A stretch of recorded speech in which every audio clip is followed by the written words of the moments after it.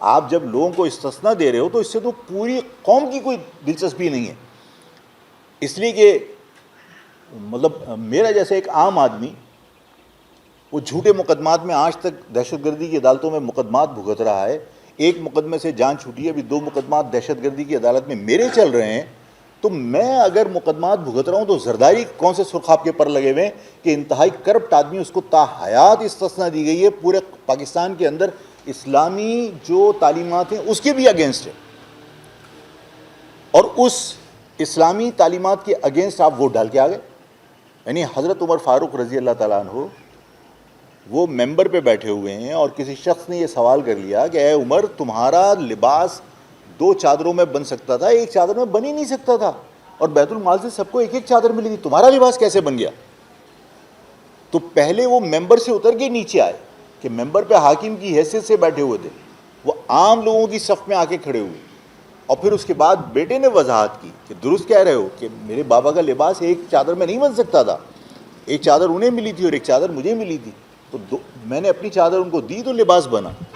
تو حضرت عمر جو ہے وہ عوام کو جواب دے ہیں, لیکن جواب دے اگر نہیں ہے تو پاکستان کے حکمراں جواب دے نہیں ہے کہ آپ نے ان کی تا حیات استثنا کے اوپر دستخط کیے اور آپ جا کے وہاں پہ ووٹ ڈال کے آ گئے.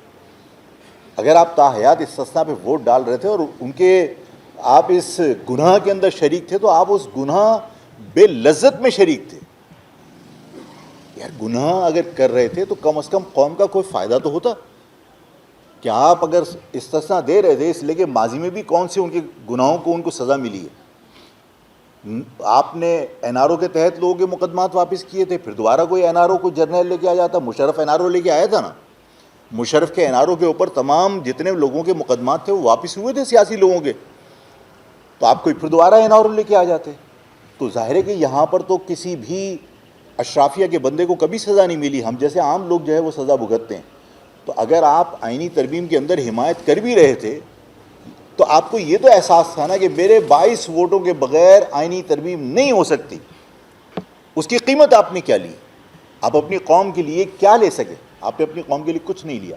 اس کا مقصد ہے تم نے اپنی جیبیں گرم کی, تم نے اپنے ذاتی مفادات حاصل کیے. آج عوام کو بیوقوف بنانے کے لیے آپ شور کریں کہ 28ویں ترمیم آئے گی اور ہمارے مخالفت کی تھی اس کی, ہمارے لوکل گورنمنٹ بل کی مخالفت کی پیپلز پارٹی نے, اب ہم انہیں بتائیں گے. اور تمہیں تو بتانا اس وقت چاہیے تھا جب زرداری کو تمہارے ووٹوں کی ضرورت تھی استثنا کے لیے. وہاں ووٹ ڈالنے کے بعد یہاں رونے کا تمہیں کیا فائدہ ہے؟ یہاں عوام کو بیوقوف بنانے کی تمہیں کیا ضرورت پڑی تھی؟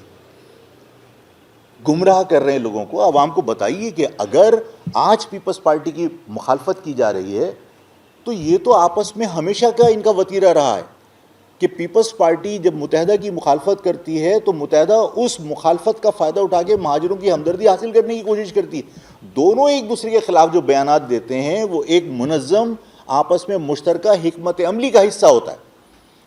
کہ متحدہ جب پیپلز پارٹی کو برا کہہ رہی ہوتی ہے تو اس کا مقصد ہے وہ پیپلز پارٹی کو سپورٹ کر رہی ہے, اور پیپلز پارٹی متحدہ کی اس مخالفت سے سندھی عوام کو ڈرا کر, سندھی عوام کی طاقت کو کنسالیڈیٹ کر کے, جمع کر کے, متحد کر کے اس کو اپنے حق میں استعمال کرنا چاہتی ہے. اسی طرح پیپلز پارٹی ان کو سپورٹ کرنے کے لیے, ان کو سہارا دینے کے لیے, ان کے ان گناہوں کے اوپر پردہ ڈالنے کے لیے, ان کے اس سودا گیری کو پردہ ڈالنے کے لیے کہ جو انہوں نے سودے کیے ہیں متحدہ قومی موومنٹ نے, لوگوں کی توجہ ہٹانے کے لیے پیپلز پارٹی بیان دے رہی ہوتی ہے.